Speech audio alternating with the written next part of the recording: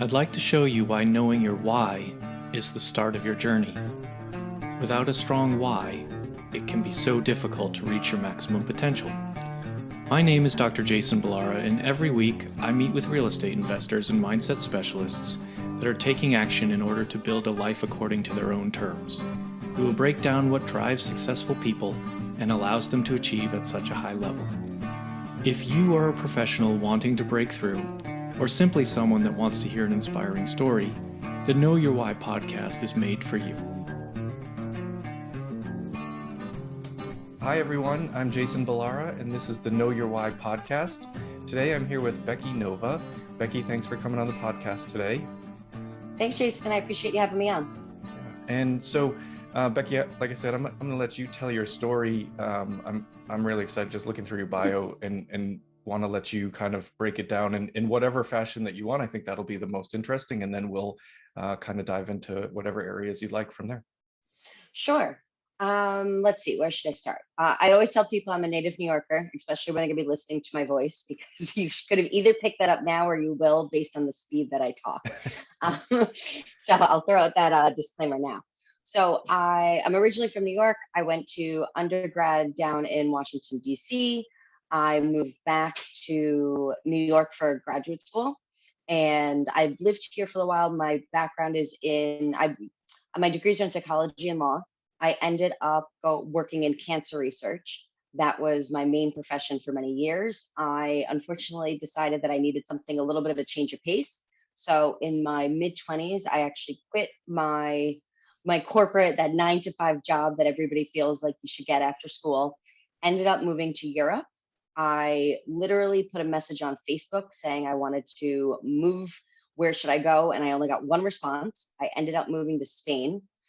I started a tour company in Spain. I used to own a bar in Portugal that I expanded into, and I had a bus that took people from Spain over to Portugal and then from Portugal back to Spain. Unfortunately, the bar in Portugal was a horrible decision. I ended up losing a ton of money. I moved back to New York in about 2013, went back to pharmaceutical industry, went back to medical consulting, that type of industry. And then I fell into real estate. And that has kind of been where I've sat for the past couple of years. I always explain to people that I am a cancer researcher by day and a real estate investor by night. And then a little more than a year ago, I actually started a women's community for other women that are interested in real estate investing.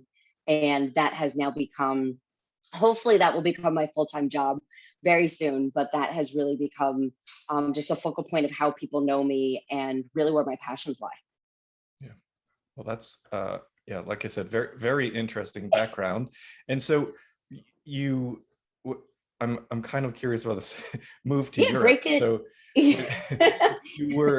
so your degrees were in psychology and law, you said, right? Correct. And then you went into cancer research. So what are you doing? I guess I don't know if you were doing the same thing then as you are now in that field, or so what have you do? I mean, I'm a veterinary surgeon, so the medical background stuff is kind of interesting to me. Sure. So I'll break this down for you. So I am one of those people that love like those like true crime, like murder type shows, like profiling, all that stuff. So my original plan was actually to work for like FBI, like behavioral sciences. That was really what I had wanted to do. I was then so when I was an undergrad, I was able to, the way that my school had it was you didn't have a double major. You just had two separate degree tracks. So I have two independent bachelor degrees, one in psychology and my others in pre-law. So when I was in undergrad, I come from, a very poor family. We had no way to kind of pay for me to go to school. I needed scholarships, but I needed money to actually pay for food while I was there. So I ended up finding a job while I was living in DC when I was a freshman in undergrad that was working at a sleep center. And my job there was as a research coordinator, which meant I was running clinical trials. So a sleep center, if you've never been to a sleep doctor before, what's really cool about it is you go in and it's just, the waiting room in an office, just like you would have at any other doctor's office. But there's always like basically little hotel rooms somewhere else in that office where people will then come in. They're either doing sleep tests during the day, usually at night, clearly. But they have these little rooms for that. So we had doctors that would just see regular patients. And then me and one other woman ran this research department. It was really cool because since it was a sleep center, I could work whatever hours I wanted. So, back when you're like 18, 19 years old, there's nothing wrong with like partying until 2, 3 o'clock in the morning, going to work at 6 and then having to go to school at 8 a.m. It worked out perfectly fine for the time. I would never be able to do that now. But so it worked out well because since my degrees that I was working on at the time were in psychology and pre-law, sleep medicine really worked out well because there is such a component with sleep um, for psychology. So that was just a really good fit. Then since I was doing these drug approvals for the FDA, who decided an 18-year-old should be doing that? I have no idea. But then that ended up meeting with what I was learning and what I was trying to do within pre-law. So it actually was like a really good fit. I then stayed there, and when I ended up changing my track. I unfortunately had a crazy violent like ex-boyfriend, and then all of a sudden the whole FBI behavioral sciences kind of was a little too close to home for me to kind of go that track. Yeah. So I said, okay, let's go. Let's do now kind of stay on that same track and work on like a JD PhD program. So I had gotten into, I'm very proud to say I went to Columbia University for graduate law school, but I was so burnt out from undergrad, working full time. I played sports in college. It was just, I was exhausted. So when I had finished my bachelor degrees, I actually received an offer to switch from the sleep center to go work at the National Institute of Health, which is right outside DC. Yeah. And they said, hey, why don't you have enough of a medical background, you can actually come over and work in cancer research, because it's the same skill set, but now just with a different kind of disease track. So I was like, that sounds great. I said, I can do that for a year. And I deferred graduate school and I went and worked for NIH for a year.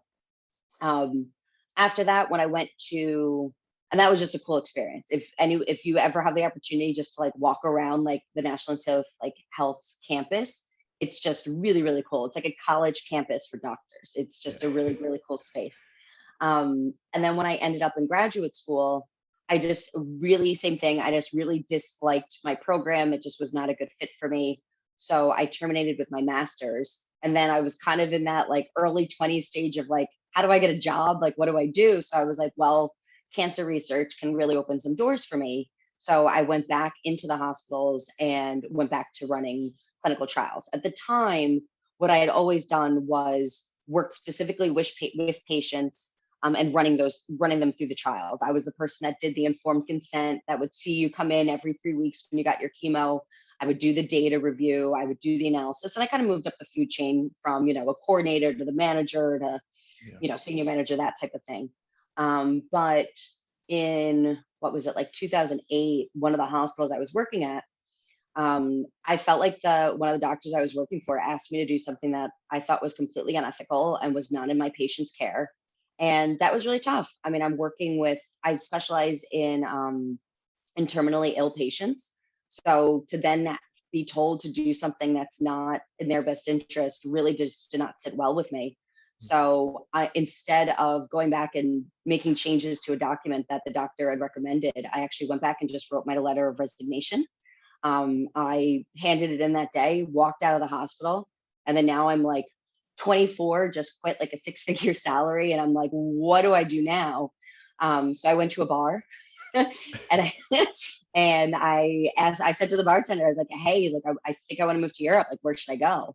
And he was just like, I don't know, like, I'm a bartender. He's like, ask on Facebook. Right.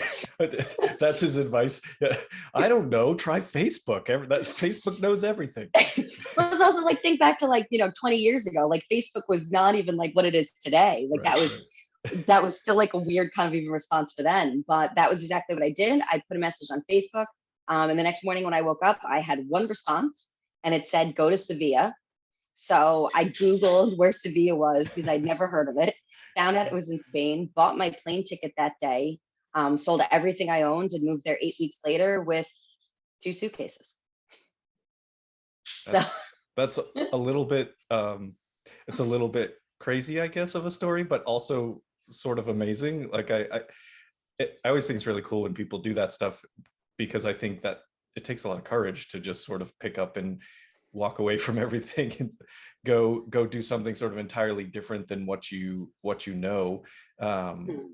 So yeah, I mean, that's Oh, cool. people And thought I was crazy, but honestly, I feel like it kind of fit with that whole like kind of know your why. It was kind of at that time in my life that I kind of realized like there is more than sitting in an office from 9 to 5. And that really kind of was like that turning point for me of saying like I want to do the thing, like time is limited on this earth, like right, do the things that are important to you. Like I always tell people that I feel like I retired in my 20s because here, everybody else is like, living the grind, especially in New York City, where it's just like work, work, then go home so you can shower, change to go back to work. It's not exactly a very easy lifestyle in New York City. So I felt like and that was something that was really upsetting to me. Now working in cancer research with terminally ill patients, now going through like the situation that I had like with this ex-boyfriend of mine, like I very much felt like I can't wait and then be like, cool, in 45 years, I can enjoy my right, life. Like right. that sounded horrible. It really became, I need to do what I want to do and I need to kind of do it now. My mom was like, couldn't you just like move to like Chicago? Like, Don't have to go quite so far. Yeah. maybe Philly, Yeah. she was like, like we have other like jobs in Yeah. this, hemisphere. There's more of the United States that you could move to. You don't have to go all the way to Europe. Yeah. Yeah, Yeah. But but it was, and then same thing. I had a ton of other people that were just like, but like, what are you going to do for work? Or like, Becky, you don't speak Spanish. Or like, how are you going to pay your taxes? And I'm like, I don't care about paying my taxes. Like, we will right, figure that out later. Like, right. that just wasn't, none of that stuff was on my mind. Yeah. Yeah. I mean, it's actually funny. I say it sounds crazy, but in it sounds crazy to a lot of people, but at the same time, it kind of isn't, right? Just like you said, you realized you were really fortunate and I think smart to realize that at a pretty young age, and that that I'm sure that mindset. I I'm a firm believer that sort of experiences and things like that shape us, Mhm. and so yes, you had some traumas, unfortunately, but that shapes you. You sort of, it brought you to that realization that I want to do things that I want to do and I want to do it now. And then, kind of all of that shapes your mindset of how you're going to, sort of form your life. And so you did something really cool and got an experience that a lot of people don't do because they have limiting beliefs and they think exactly what Mhm. everybody said to you. Why don't you move someplace closer? How are you going to pay your taxes? Whatever, whatever, Yeah. whatever the case is, people, come up with those things, and it's like all the reasons why you can't do it, but you did it. And it's like, obviously it can be done because you did it. And so it's kind of a really a cool, I guess, metaphor for life. And I think actually also probably a good transition into sort of real estate, because I find in the real estate space, a lot of people, a lot of us are, it's a lot about mindset. It's a lot about creating Mhm. that lifestyle and that freedom of time that you are really looking for. So um tell me a little bit about that. Tell me what you're doing in real estate, and kind of how you made that transition. Sure. I feel like that time in Spain, like really kind of primed me Yeah. for what I needed to do, like in real estate. So like I said, I had a very successful tour company in Spain. I had a bar in Portugal that was an absolute disaster. I ended up moving back to the States really penniless in 2013. Nobody kind of aspires to move into their parents' house and live in their basement when they're 30, but Yeah. that's where we were. That was the situation I was in. And same thing when I moved home, then people were like, oh, wasn't it such a waste because like you lost this money over there, you lost your business. And I was like, I lived in Europe for 5 years and Right. like, Right. no, like, Yeah. did the ending suck? Yeah. Okay. But like, cool. I just packed my things up and said, what does life bring me next? So when I came back to the States, so actually I did try going back to cancer research. I called up my old hospital that I had quit and I was like, hey, I'm back. I know you guys offered me that promotion. I'll take it. And Yeah. they were like, what? And Yeah. I was just, and I Five have years a, ago. yeah, but I have a very unusual maiden name. So they actually remembered me and they said, well, that's no longer available, but we have something else for you and rehired me on the spot. So I came back and was like, cool. Like I have my fun. I'm going to come back. I'm going to be like all professional. I'm going to be the best like cancer researcher I can be. And literally that lasted like a month before I was like, oh my God, I can't do this. Like, there's no way. I made it 6 months before like left in like burning flames. So I quit there twice. So I'm pretty sure they're never hiring me back. They I'm pretty probably sure I'm won't like take you back now. blacklisted. No. Actually, I got a call from a recruiter a little while ago being like, hey, we have a great opportunity. And I was like, no, no, no, no. Pretty sure that's not going to work. But so I ended up then starting my own medical consulting company here in New York. And honestly, it just was not making money. I was living like every dollar that like I made, it put back into my business. Like that was kind of where it was for a couple of years. I then met my now husband. And when we kind of lived together, I was still in this place where like I really had no money. I was still in a ton of debt, especially after losing my business in Europe. My credit was absolutely horrible because, like I said, paying taxes and bills were not what I cared about when I was living in Europe for 5 years. Um, so my husband is actually from the Dominican Republic. He's been in the States for a little over 10 years now and really has that penchant for the American dream. There was nothing more exciting to him than the idea of being able to buy a house. So meanwhile, we kind of had to have this talk because he's like, babe, like you have no money, like you have horrible credit. Like I want like the white picket. My husband wants the white picket fence with the 2.5 kids and the minivan. That is completely him. He would be the person that would be like, wait, but you need medical insurance and taxes to like move. That's He would have him. discouraged you from going to Europe. Yeah, it wouldn't have worked, but he would have tried. Yeah. But so I was just like, okay, fine. Like, if this is what you want to do and like buy this house, like one, like I will prove to you that like I can make money. I'm absolutely very good at that when I want to. So I was like, okay, fine. You want me to figure out something where I need a lump sum of cash? Fine, I'll figure that out. And then two, I was like, I'll also be okay with this buying a house idea, but we have to do it in a way that's going to make money. So what I ended up doing was I found a cancer research consulting gig that paid me like a huge lump sum of money for like 3 months of work. So I was like, perfect, I'll take it. I'm going to take that money and like throw like all those like dollars at him to show him that I was able to make that money. And then two, I always tell people that I came up with like the best idea ever and that we should buy a multifamily and live in one side and rent out the other. I had never heard of house hacking. I had never heard of like all these strategies, but I was just like, I'm not paying, people say you live paycheck to paycheck. I'm like, I'm not living mortgage payment to mortgage payment. We don't have kids yet. Like I don't need, 5 bedrooms, 3 baths here in Westchester County, New York, paying, 20 grand in taxes. Like I want to do something where we can make money. So we ended up buying a duplex right outside of New York City, in a place called Yonkers. And once we like closed and I got like that check at like closing for like my tenants, I was like, oh my God, we're doing this again. Yeah. Once you get a taste, it's hard to stop.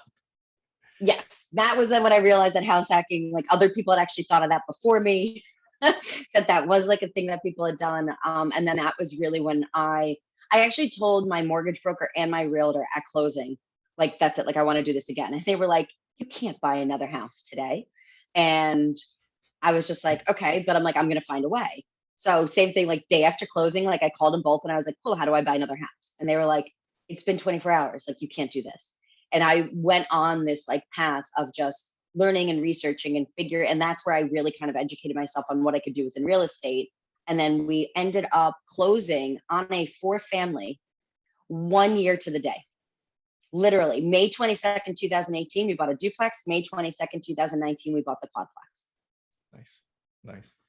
That's amazing. And it really is true. It's like once you figure it out, right? Like once something happens, you do something in real estate and you see how beneficial that is, then it's like, no, I want to do more. It's like this works so well, I want to just keep doing more. And so I think it's funny, how I love like hearing that, because that's how it happens to me too. It's like I just flip a house, whatever it is, you rent a house, anything, and then you're just like, this is it. It's not easy, but it's doable, right? It's achievable to anyone. And so it's kind of like, it's not easy because you do have to put in some work and you have to kind of figure some things out, but it's really cool how that you can see very quickly how that will help you. And I'm sure in those few years even since then, I'm like, real estate makes money. It's just kind of, that's what it does. It's funny because I was looking when I really moved to Europe. What I was looking to do once again was have just that independence that I could kind of just do what it is that I wanted to. Yeah. And it's what I find funny, and like I said, I felt like it kind of primed me for real estate. Was then what I kind of realized when now we started investing in real estate that now I was that move to Spain and even losing that business had just prepared me so much more for it now. Mhm. Like then I felt like I was so much more prepared as a business owner, understanding contracts now with tenants, making some of these financial decisions. Like I said, I made a huge financial error that cost me a lot of money when I lost my bar. So now I felt like I came into this, and now like we've been able to replace our incomes in just about 2 years. And it was something that it was like, so this was really like kind of the place that like I was supposed to kind of get to, but like I just didn't know it back then. Yeah. But there was honestly like there was kind of nothing better over this past year living through this pandemic and living through COVID. My husband's a bartender, and in New York City, like that did not exist. That was one of the jobs that was completely shut down. He was out of work for about a year and a half, and he got very upset. He was depressed. It was very difficult for him during that time to then not be making money. He felt like it was then slowing down like our investment process. And it was so cool for me just to kind of go back and kind of say to him, like, hey, we don't kind of need you to work. Like you can now be kept man, because now like our real estate income is able to cover what you were making at the bar. So like there's kind of nothing slowing us down still. And that was like a really cool realization, especially for him, who was more of that analysis paralysis, that risk adverse type person, Mhm. to then kind of like have that realization just kind of like hit him of like, yes, like this is making a difference. This is impacting my life. And this really is a way to create space to be able to do the things in your life that you really want without being homeless. Yeah. Right. Right. Yeah. It's still able to make a living. And it's really a great point. I think a couple things there too, that, you know, there are people like you that, you know, sort of it's not reckless, but you're okay with the risk, right? You realize that there's Yeah. with great risk comes great reward, you know, that sort of thing. And then there are people that are really, you know, sort of risk averse and have analysis paralysis like your husband. And I think sometimes it just takes being shown, hey, look, this works, right? You Yeah. know, with whether that's with by doing it, you know, someone else doing it. And that's one of the things that I've actually really thought a lot about, in that one of sort of my goals is to let other people know just how beneficial, you know, real estate investing can be. And I think a lot of people are really afraid of the risk of it. And it's just kind of like, it's not actually that risky. It's really like, it's not that risky. There's a whole lot of safety, you know, like, even Yeah. if it's like you say, oh, what if the house burns down? Well, you have insurance. Like like the worst case scenario has a fix. So it's kind of like it's really not that risky. You could lose your job. You could have an unethical boss try to tell you to do something at your job, so you have to leave. You know, there's lots of other things that are risky about a regular W-2 job. And so I think the risk with real estate is more perceived than actual. Yeah. I feel like, and part of that I feel like is actually because it's like a tangible item. So I feel like that almost like kind of concerns people, that like somehow plays different, because personally to me, stocks are completely risky. Like here, I'm Yeah. just like Oh yeah. literally looking at like whatever number is on my Yeah. phone. You know what I mean? Like Yep. it's not a tangible thing. I don't like, I can't go show up at like Apple and be like, hey, by the way, like, what are you guys working on here that like, Right. why did my stocks go down today? Right. You know what I mean? Like I could take a look at my house and then be like, okay, I have to fix this. I can't because of this. I need to do this upgrade. I need to do this upgrade. And then maybe I can actually charge like higher rent, or I raise rents like on an annual basis. Like you can still see where like those things can change, and you have it's a tangible item. Mhm. But like I find a lot of these like stocks, bonds, like all of these kind of like places that I can virtually put this money. And I feel like as our culture is becoming so much more digital, and like it almost becomes like fake money to me. Like I feel like I'm just playing with like monopoly money when I invest in something that now I just have it on an app. I can't play with it. I can't spend it. It's just kind of sitting in an account. And I think people see kind of that actual like house, that actual property, since it is a tangible item and it's a large item and it's like a thing. I think we take it so much more seriously. And there is a process to it. Yeah. Anyone could go download an app and you could buy stocks in 5 minutes. Houses do not work that way. You have to go through proper channels. There's other people that you're communicating with. There's paperwork. There's insurances. And I feel like that all kind of scares people. But honestly, like I really don't think that buying real estate is difficult. Like I feel like we put all of these like limiting beliefs like in front of us. But like buying rental property is really not that hard. Like it's find property, buy property. Like it's not, I don't know. I think there's a process. It takes a little bit of time. And like you said, it's like, you can go on Robinhood and I have a Robinhood account. I'm not like anti-stock, but you made a great point in that you can't do anything with it, right? You're just watching a number go up and down, and it's like, you can look at it every day. You can look at it 100 times a day. You cannot look at it. You have no impact on that number. But with your house, you have a ton of control and impact on the value of that house and that rental property. So like you said, you can make improvements. Rent raises happen anyway, even if you don't do anything really. Like you're going to sort of raise the rent standardly yearly. So it's just kind of, it is a very different way of investing, but again, it's something that seems like people look at stocks and they're like, they don't have the fear, they don't have the analysis paralysis. They're like, yeah, I got a Robinhood app and look, I bought a bunch of Apple and I bought a bunch of Amazon, and it's very easy. But it's not like you're missing a lot of the impact. I mean, you don't get any tax benefits from stocks. There's nothing that really is the great things about real estate are missing when it comes to sort of stocks or Bitcoin or whatever, other sort of hypothetical and types there's tons of things that people can invest in, right? There are so many different options out there. I think that's really kind of just amazing. But also, one of the best pieces of like financial advice I think I've probably ever been given was to invest in something I understand. I can go out and learn stocks, and I could go try to learn Bitcoin. Like that's just so not me. But like those are things that like I know that like I could educate myself just like I did like with real estate. But also like having people live in a home and pay for it just really makes sense to me. You know what I mean? Like that is that is just a very simple, I don't know, maybe it's because I'm from New York, but like it's a very simple concept that people need a place to live. Therefore, I provide a place to live, and then they pay me for it. Like that's, I feel like it's just so much. And yes, there are things in real estate, buying notes. There are so many different things that you could do within real estate that become more complicated, or that just are not as easy as like rentals necessarily are. But even flipping, I would say like is more difficult with just understanding kind of what you're renovating and costs and things like that, and doing work yourself versus somebody else.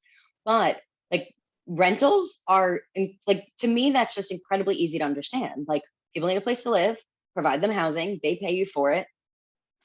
Okay, we're good. It's an easier point of entry.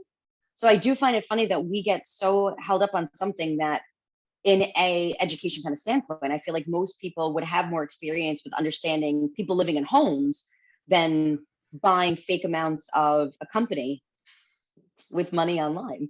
Yeah. Personally, that's just me. Yeah. No, I agree 100%. I mean, it's like the valuations and the costs within real estate they're easy to understand why they are what they are, right? Like it's all, like you said, it's a tangible asset. Robinhood is IPOing, I think today or tomorrow. And I got a notification. It's like the stock price is going to be $38 a share. Okay. Why? Like and it's like, that's totally random, like number that's based on what? And I know it's based on something. It's based on stuff. Right. It's based on something that people that understand this stuff I know it's not totally pulled out of the air, but the point is, I don't know what it is. And I actually would like to have some Robinhood stock because I think people use that app. Like I think it's a good idea, but it's still, it is a very different and less, sort of understandable type of investing. And as you mentioned, in real estate, there's probably 50 different ways you can invest too. So if you don't want to do rentals and you want flips, or you don't want to do that, and you want to do multifamily, or you don't, there's all kinds of different ways to do it. So Yeah. it's kind of like you can get within real estate and still pick your poison there. So I think, yeah, it's a I think it's also a different wealth accelerator. Like, Yeah. like fine, I have some money in some stocks. Like I said, that's not my main way to invest, but like I completely believe in diversification after Right. after being homeless when I was 30. So, Yeah. but I do feel that like just the returns and the way that I've been able to accelerate my wealth through real estate, I Mhm. could not do in any other vehicle Yeah. personally. Yeah. That No, I agree. think that real estate really provides such opportunities compared to other avenues. Yeah, I totally agree. Um, talk a little bit about lady landlords. Sure. What are you doing with that? I won't want to run out of time with you, so I want to make sure you Uh, touch on that. sure. So last year, like March of 2020, I don't know about you, I was sent home and was told like stay there and like don't leave your house, right? So I'm now at my house. My husband is just annoyed that all I'm talking about is like real estate and like what property we're going to buy next and like what are we going to do with like that type of stuff. So as we're trapped in a house. I know you said that you were married. Sometimes you get annoyed at each other, and I was like, fine, you don't want to talk real estate. I'm going to go make friends with strangers on the internet, and I will talk real estate with them. So I opened up a Facebook group called Lady Landlords. And I figured it would be like, my mom and like my best friend. Right. um, Yeah. I was completely wrong. We all of a sudden just started having people join Lady Landlords on in just astronomical numbers. I was having 100 women find my group and just join Lady Landlords, being like, hey, I want to invest in real estate, or I do, but I don't know, I don't have a place to ask these questions. I don't have a place to kind of get these answers. So we, over the past, it's been about 15 months now, we now have a little over 17,000 members that are in our Lady Landlords Facebook group. And what we focus on is just being able to kind of create different resources for women to learn more about real estate investing. So now we have like a beginner's course, we have a how to scale course, we do workshops, networking events, everything there. And really what it kind of comes down to is kind of like what we're talking about now. A lot of people are looking for that education or that confidence to be able to move forward in real estate. And we are not anti-man in any way. We just, a lot of women, especially since real estate is still male dominated industry, especially with some of the different vendors that we have to work with. A lot of women just want to make sure that they have kind of lady landlords in their pocket to be like, hey, my mortgage broker asked me this question. I'm not quite sure how to answer him. So they'll kind of come to the group, get help. So that way they feel like they can kind of go back and respond to their mortgage broker and be like, hey, actually, you know what? I will pay for a lower interest rate, or no, I'm not going to pay for a lower interest rate. They feel like they can make more educated decisions based on the group, and they feel like they kind of have that safe space to be able to ask questions. So that's really what we're about. But it's just, I still like, I wake up in the morning and I'm like, there are like 100 people that requested to like join my Facebook group. Like, this is insane. So it's just become really like a passion project, and a little bit of like my side business, my side hustle here. And I'm really looking forward to seeing what Lady Landlords is going to do in year 2. I mean, Yeah. it's crazy. Yeah. That's fantastic. I mean, it is. I mean, it's a great resource for people. I mean, it's Lady Landlords, so women focus. But I think anybody starting out in real estate, is going to have a lot of those same questions. You're going to be asked things as you go through a home buying process that you've never been asked before. You're going to have to produce documents that you've 3 and 4 times you're going to have to produce, and it's just like knowing what's coming, and that having other people to ask those questions to, that's really great, really great resource for people. So I'm happy that it's kind of blowing up. I'm not surprised. I think that having that forum is really nice for people to ask those questions and have, be talking to people like yourself who have done it. So that's super cool. Yeah. And we get a lot of like this tenant situation. I mean, life does not go as linear as a lease does. So sometimes, people have a lot of questions on this happened with this tenant, this happened with this tenant. And you're kind of sitting there. And what I kind of experienced was previously I was kind of on my own being like, a tenant would ask me something. I'd be like, I don't know. Like that's there's nothing in Right. my lease that explains this. Like this is such like an odd situation. Like I'm not sure what to do. So it's really nice to kind of have a place that you can go and be like, hey, this is the situation. Like what would you do? And people can kind of get advice and make sure that they can provide the best and safe housing for their tenants, but Yeah. still be following what they need to state legally, contractually, all Right. those types of Right. things Yeah. all together. So it's a nice kind of balance for that. Yeah. Do you have, I'm just curious, do you have things like sample leases and things like that for people as part of the educational content? Yeah, basically, whatever I either, so I have two strategies. Either if I see something being like repeated in the group multiple times, I'll Mhm. create a resource for it. Or two, women will just ask for things. They'll be like, hey, it'd be really great if we could have a workshop about this or a workshop about this. So Yeah. I'll be like, okay, cool. Like, give me a month, I'll put it together. So I do have that stuff. So even, and once again, like that's, my resources are still available, you know, for however anyone identifies themselves, either through like our website. Same thing, like I do post all like my content also on like our YouTube channel. So and everyone is allowed. You do not have to identify as a female to to go to my YouTube channel. So it's just something that, you know, yes, the group is female focused, but really like resources are out there kind of for anybody to use. But it's really group dictated what resources we kind of create. Every time like I see something that I'm like, okay, I've gotten like 15 requests for a move-in checklist. So I'm like, you know what? Let's do a move-in checklist. Got it. Yeah, awesome. No, that's, I mean, that's great. That's a really good resource for people to be able to use. Well, let's dive into sort of the questions that I like to ask every guest. All right. First one is really based on the title of the podcast, which is Know Your Why. So, Becky, what's your why? What drives you at this point? Sure. For me, it really is that concept of time freedom. I I really believe that we need to be doing the things every single day that make us happy, that we can enjoy our life. There is nothing that like depresses me or makes me more sad than the concept of that whole like on the deathbed being like, oh, I wish I had done this or I Yeah, regret this. Um, so honestly, like I try to live kind of almost every day as my last and to make sure that I'm doing those things that are important to me, being around people that are important to me, and kind of just always living my best life.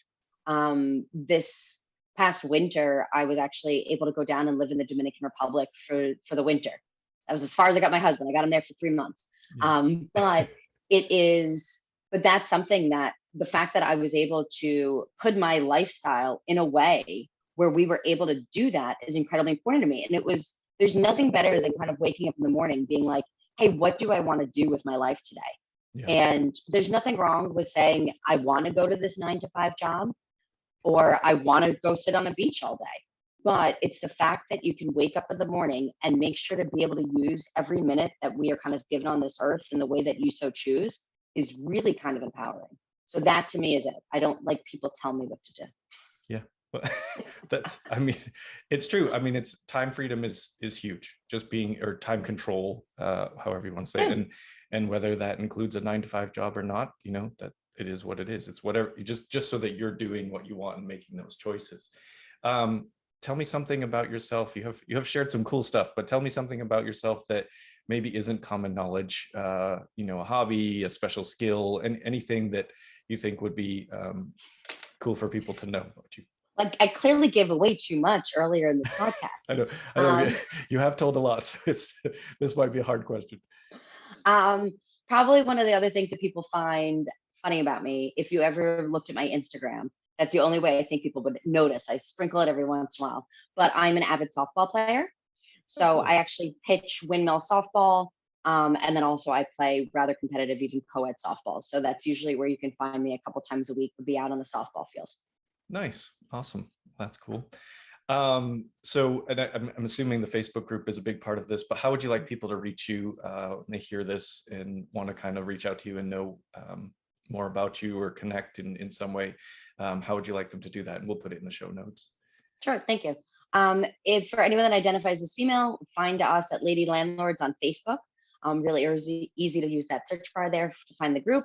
Otherwise, for everyone else, you can also find me on Instagram at Becky Nova 24. Okay, perfect. And then final question, Yeah. what piece of advice would you give to someone maybe who was in those same shoes that you were back when you first got it started with real estate? You know, what would you tell them? Sure. The advice that I would give would be to go out and do what it is that you want to do today. Do not wait. I feel like that is the biggest regret that I hear when it comes to people investing in real estate, that they're like, man, I wish I'd done this sooner. Um, I will tell you now, there is never a time that you will buy real estate that it'll be absolutely perfect. My husband and I will look back on like the first property that we bought compared to now how we look at properties or analyze properties. And we're so much more picky now than like we kind of necessarily were back then, because there were just things that we didn't know. But it doesn't matter. We got in the game. We started making money on day one. We eliminated all of our housing expenses, which once again, for a New Yorker is kind of insane to be able to Yeah. do. Yeah. So just being able to kind of participate, you will learn and improve as you go. But to sit there and just be reading books and reading forums online and not actually participate or get in the game is going to be the biggest disservice that you can do to yourself. So figure out what it is that you are working on. What do you want to get to? Do you want to just find an extra $500 to pay your car payment? Do you want to, make your $2,000 mortgage payment? Do you want to replace a six-figure income? Figure out what it is that you're trying to get to and start making moves to start chipping away at that. But really getting in the game and buying real estate sooner than later will hugely impact your life and your quality of life. Yeah, absolutely. Just get started. I mean, Mhm. it's that simple. It's just get started somehow, and it'll it's kind of hard to screw it up. I mean, it's real estate has Yeah. a pretty big sort of safety cushion, I think, around it. So yeah, that's fantastic advice. Well, listen, thank you so much for coming on the show, Becky. It was awesome. It was great getting to hear your story. And yeah, I think sounds like Lady Landlords is already exploding, but I look forward to seeing how big that gets in the next year. Thanks, Jason. I appreciate you having me on today. Thank you. Yeah, have a great day.